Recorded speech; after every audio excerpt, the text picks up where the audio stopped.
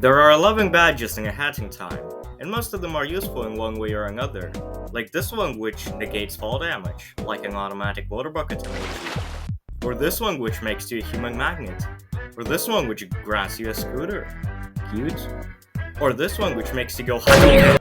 However, there are exceptions, 3 of them to be exact. This one, which grants you a camera to make cool screenshots, this one which turns all dialogue into, well, gibberish. It's also the most expensive badge by quite a lot, and the one that is the focus of today's video. The one exception to the rule that isn't gimmicky, isn't helpful, but instead makes the game significantly harder. I'm of course speaking of the one-hit hero badge. So, what is the one-hit hero badge anyway? Well, for those unaware, the one-hit hero badge is a badge you can obtain by buying it from the mysterious badge seller. It costs exactly 500 pounds to buy and is the second most expensive badge in the game after the Mumble badge, which costs 800. The one-hit hero doesn't give you any benefits, instead it gives you 1 life only instead of the usual 4, so if you get hit once you die instantly. That's pretty much it. And so today I set myself up for a challenge to beat the game with the one-hit hero equipped. And so let me explain the rules of this challenge. First off, I value transparency, and so I'll be uploading a full, mostly unedited gameplay-only video to my second channel, which I previously mostly used for shitposts but now repurposed, and so that you can see for yourself the gameplay if you wish so. Link will be in the description when I upload it. Secondly, because of technical limitations of my recorder not being able to record for more than 1 hour at a time, the video will be segmented, and the individual segments will be stitched together through transitions to make the full video. These transitions should be slightly noticeable, but not like too much, so that the video is still comfortable to watch. So it's not that big of a deal, just wanted to inform that the video is segmented and there will be transitions. Anyway, so, finally, because I'm not using any mods for this to give myself the one-hit hero instantly, the only way to get the badge is to buy it from the mysterious badge seller mentioned earlier, and I tried some workarounds. I tried to beat the first level as normal, farm pawns, and then continuously reset the level until the badge seller finally sells me the one-hit hero, but I failed. I tried some other ones, but it didn't work, so I came up with a solution. That because I can't obtain the badge instantly, and I have to beat a couple of levels until I can actually buy it, and I can't just start the challenge like, a fourth of the way through the game. Instead, to keep things fair, before I can actually equip the badge properly, the rules will be that if I get hit once, like let's say this bird hits me once, I have to let the bird finish me off, so that it's still fair, so that it's still like the one-hit hero where if I get hit once my fate is sealed. You'll understand what I mean? Good. Now let's begin. We begin the game as usual. We collect some yarns to get some hats, we collect every pawn we can find because we need a lot of them, and we also collect some tokens to later go gambling. Let's go gambling! We also get 2 badges right off the bat, the magnet badge and the cover badge. Not entirely sure if it's called the cover badge, but whatever. We also open all 3 vaults because why not? Anyway, we beat up this mafia guy and get the umbrella. And so now comes the fun part.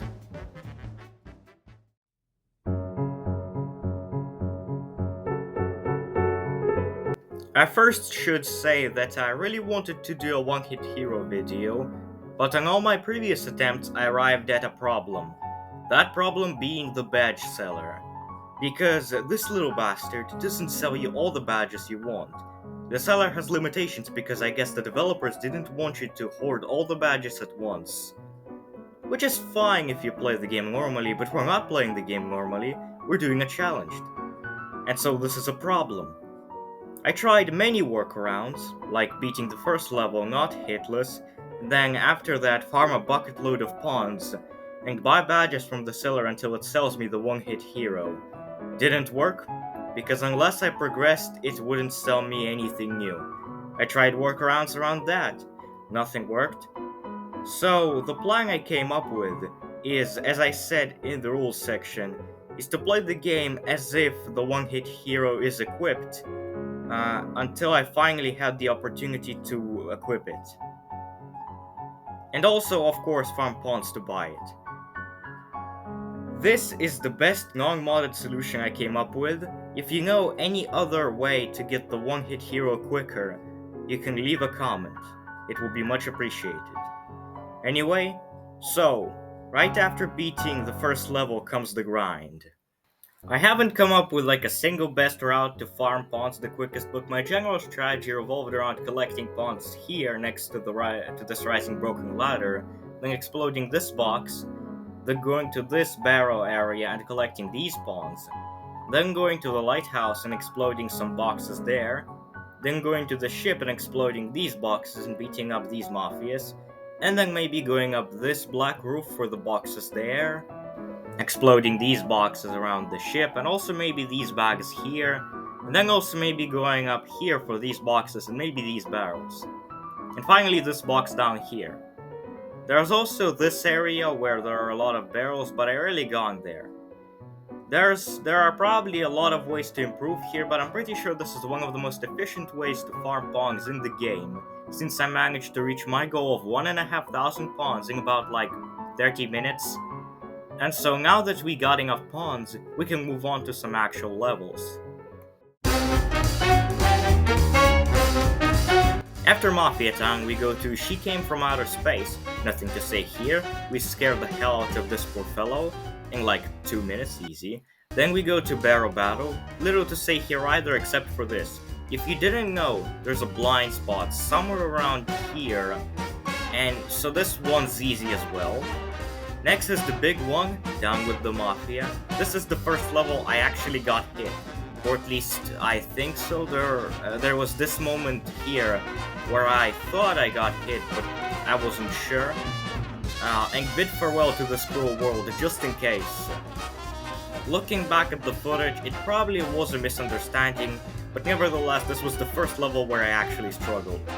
Took me about 3 attempts total, but still, this one actually got me.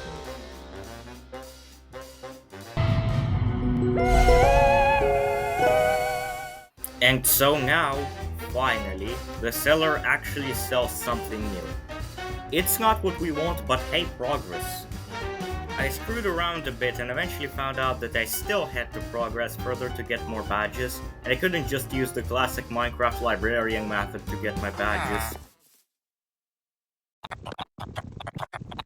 And so I beat this time rift, nothing difficult, and got some more. Still not what I wanted, so I had to beat this one other time rift here, and finally, I got it. And so I had to beat 4 levels and 2 time rifts to get the badge.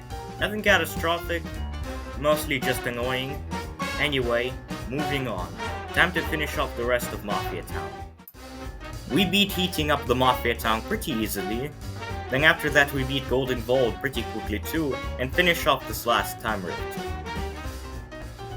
There are some more things left that we will collect in the future, but for now, let's go get the hook.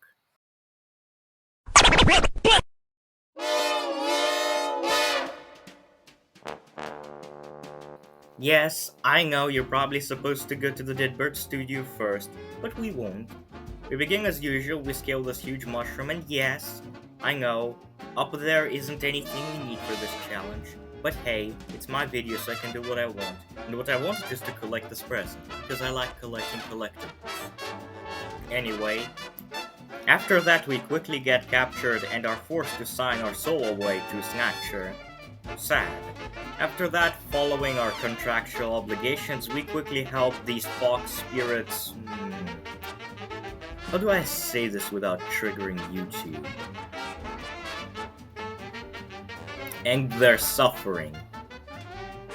And so now we sign another deal with Snatcher and get this timepiece. Next up we go to the Subcon well. We put these guys out of their misery too and unlock the fiery section of the forest. Afterwards we beat the level as usual. Though at this part at the end, I just want to note that I've done the speedrunning route here so many times that I kind of forgot what the original way to do this was. Anyway, next is Queen Vanessa's Manor.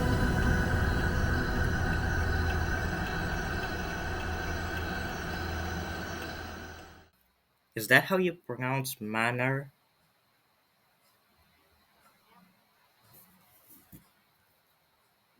Manor. Yeah. Anyway, next we go to Queen Vanessa's Manor. I did pronounce that right.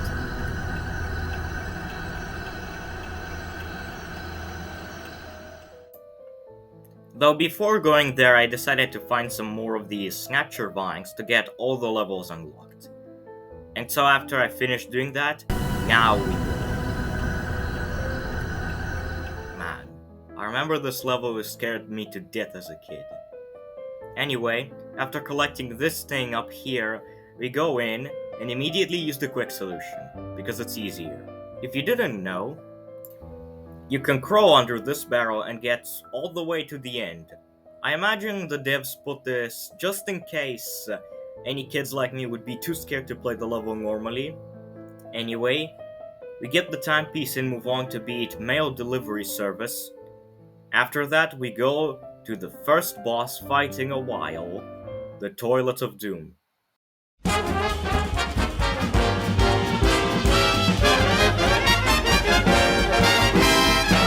This was another level that was surprisingly tough. I still won pretty easily after a couple attempts, but to give credit where credit is due, this one got me too.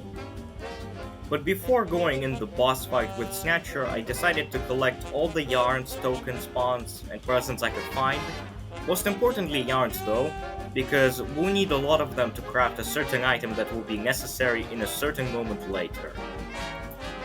Anyway, it took about half an hour to get just about everything, as well as beat the 2 time rifts, and so it's time to beat Snatcher. The boss fight was pretty tough, and the fact that I couldn't use any of my hats certainly didn't help.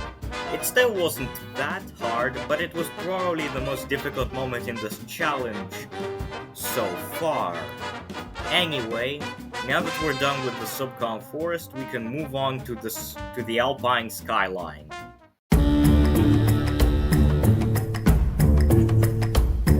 After this long intro, we finally get to the main area, and I should here disclose that the thing we've been collecting so many yarns to get is the time slowing hat. It requires a whole 32 yarns to unlock, so that's the reason I've been collecting so many. Also, a funny thing to note, currently at this moment I have exactly 666 spawns. Funny. Anyway, we first go to the windmill. We beat it pretty easily and collect a lot more yarns on the way. After that we go to Deadbird Studio. I only beat the first level here because I don't really need to beat Deadbird Studio, and also the first level has probably the most yarns, I'm pretty sure, and we need yarns. So, after we beat that level pretty easily again, we have 29 yarns. So close to 32, but not quite. And so we return to the Alpine Skyline and go to the Twilight Bell. We beat it with relative ease and now have 31 yarns. So close. We also quickly beat the time rifts near the Twilight Bell and the windmill too. Side note, I had this moment here where I was falling to my demise, but I ended up somehow on this little tiny ledge almost at the bottom, and just sat there for like half a minute, just thinking, nah. And so I had to do the leap of faith because there was no way weighing how I was getting back there. Anyway, just an interesting moment. Anyway, another side note. I'm not sure if this is intentional, but you can get up on this thing up here in the windmill timer to the end and skip the entire section where you're supposed to fight these enemies. Found it interesting. Anyway, next we go to unlock the Yakuza Metro because there's a timer there. At this point, we're in the home stretch. And we're just getting some cheap timepieces until we have 25 in total. Anyway, we beat this time rift easily as well. but I have to say that these, I don't know what they're called, Elvis birds, we'll call them. These guys, they suck. I hate them. They are so annoying to fight. Side note over. After that, we go all the way to where it all began, the Mafia Town. We go get this yarn here, and we finally got the time-slowing hat. Finally. We afterwards quickly collect all the things we previously couldn't, just because we can, and now we got 23 timepieces. For the final stretch, we cheat the race and unlock and beat this story-based time run for Mafia Town as our last timepiece. And now it's time for the part that I dreaded. The part that makes this challenge actually hard. You probably know what I'm talking about. And that's because I'm bad at foreshadowing. It's the finale. Here we go! Before the final encounter with the mustache girl, he must complete this large platforming section, which is hard because we can only take one hit, and the floor is quite literally lava this time. There's zero room for error. We fall, we perish, no nonsense. This section took me about a decent 9 to 10 minutes to complete, and now, the real hard part, the part that I actually dreaded to make, the part that I badly foreshadowed, the final boss fight. It's hard, and this time I really mean hard. It took me a grueling 46 minutes, which should say something because this is a game made for children. And even if it still doesn't sound like much, I got lucky at the end. I don't know how much worse it could have been, like, I got spared at the end. Anyway, now that I think about it, this isn't that... No, this is more annoying than hard. To start, the punch. During this attack, where the girl teleports a bunch and then punches you, this punch is BS. Pure BS. More BS. Like, look at this! This is BS. That's just unfair. And it would have been mostly fine if I didn't only have one life. Anyway, there was also this glitch where the mustache girl would get stuck in the walls. And then, just as I felt safe, she would do the unfair punch attack. So yeah, that's BS, but that's not the worst part. She also will do this timepiece raying thing before the transition to the actually painful part. This part was also hard, but the worst part was this. Here she's now like a lot stronger, so it gets a lot harder. And remember, if you die once, you have to start from the very beginning of the fight, which, is a lot more forgiving than if you had to start from the very beginning of the level, or for God's sake, the very beginning of the game, but it's still annoying. Also, there is this cutscene at the beginning, which is annoying to scroll through every time you get hit. It's just annoying. Anyway, after you've miraculously beat this part, comes the final part. The by far the hardest part. I don't even know how, but I beat it in like second or first try. This final part, like, just look at this.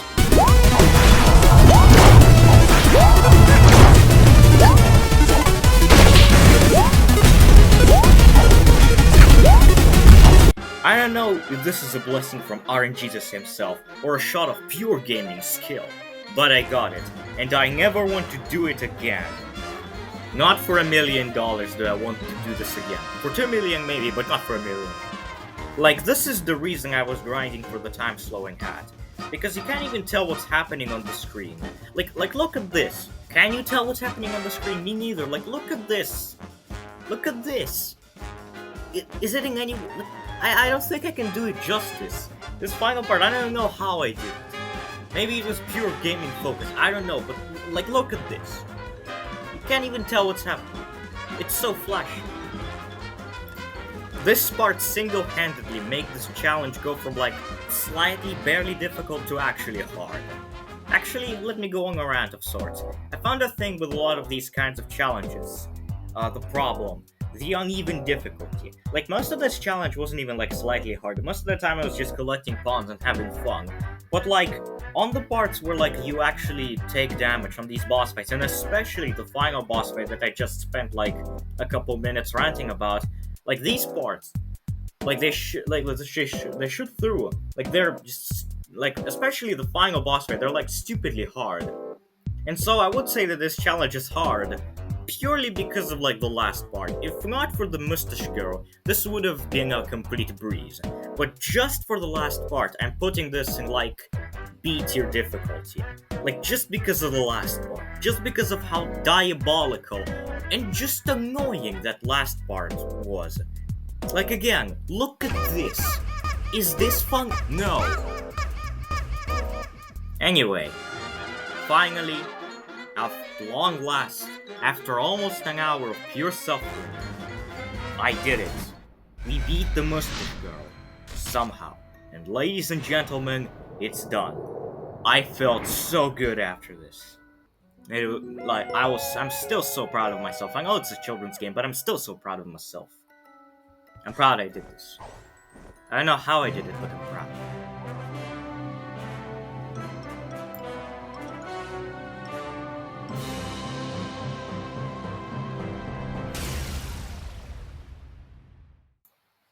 Well, thanks for watching. Your view was very much appreciated. If you have anything to share about the video, if you liked something, you can say what it was. If you didn't like something, you can say what it was. If you have any criticism or any suggestion, you can say all of that in the comment section. It will be very much appreciated. I want to create an environment where criticism is welcome, so you're welcome to criticize. Your criticism will be appreciated. Even if I don't like it, you're still welcome. I still encourage it. You can say what was funny, what wasn't funny, what was good, what wasn't. You're welcome. Anyway, well, as I've already said, even though it was mostly a breeze, I'm still proud I beat the mustache girl. I'm still proud of this challenge, even though it was mostly not hard. I'm thinking about making more experimental videos after this show. Should be fun. Well, thanks for watching. Don't know what more to say. Thanks. Have a good day. Bye. Hope to see you in my next videos.